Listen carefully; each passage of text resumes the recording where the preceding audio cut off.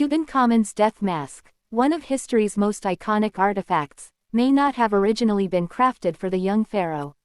Recent research suggests it may have belonged to someone else. A team from the University of York in the UK has analyzed the mask's design and found that its pierced ears indicate it may have been intended for a high-ranking woman or a child. Researchers now believe the mask may have been crafted for Tutankhamun's stepmother, with the pharaoh's face later added after his sudden death. Professor Joanne Fletcher, who led the study, explains that they examined the gold used in the mask to support this theory. Fletcher notes that the gold used for the face differs from the rest of the mask, stating, "This mask was not made for an adult male pharaoh." Reviewing historical documents from the 1922 excavation, the team identified further anomalies that deviate from traditional Egyptian practices.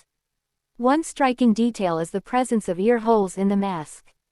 Although pharaohs did wear earrings, ear holes on funerary masks were uncommon and were typically reserved for queens or children. Fletcher expressed confidence in the theory that the mask was not originally crafted for Tutankhamun, sharing these findings in a recent documentary. This theory was first proposed in 2015 by Egyptologist Nicholas Reeves, who suggested that the mask's face portion may have been intended for Queen Nefertiti, Tutankhamun's stepmother. However, without the discovery of Nefertiti's tomb, the theory remains unproven. Tutankhamun, who ascended the throne at just 9 years old and ruled from 1332 to 1323 BC, was famously buried with this mask. The renowned British archaeologist Howard Carter discovered the mask in 1922 within the boy king's richly adorned tomb. According to ancient Egyptian tradition, death masks were crafted to help guide the spirit back to its body and assist in the journey to the afterlife. Tutankhamun's mask is lavishly adorned with semi-precious stones and an elaborate collar, complete with a ceremonial gold beard.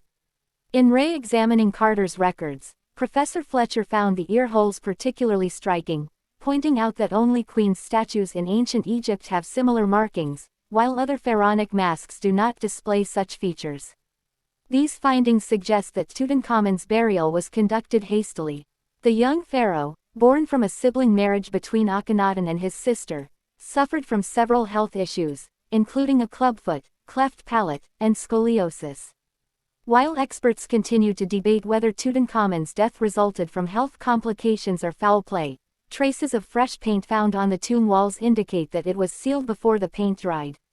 Additionally, the tomb's relatively small size raises questions, hinting that it may not have been built with Tutankhamun in mind. Professor Fletcher notes that the rapid sealing of the tomb, evident from the still wet paint, strongly suggests a rushed burial process following Tutankhamun's unexpected death. Some experts speculate that the tomb may have originally been intended for another pharaoh, rather than for Tutankhamun himself.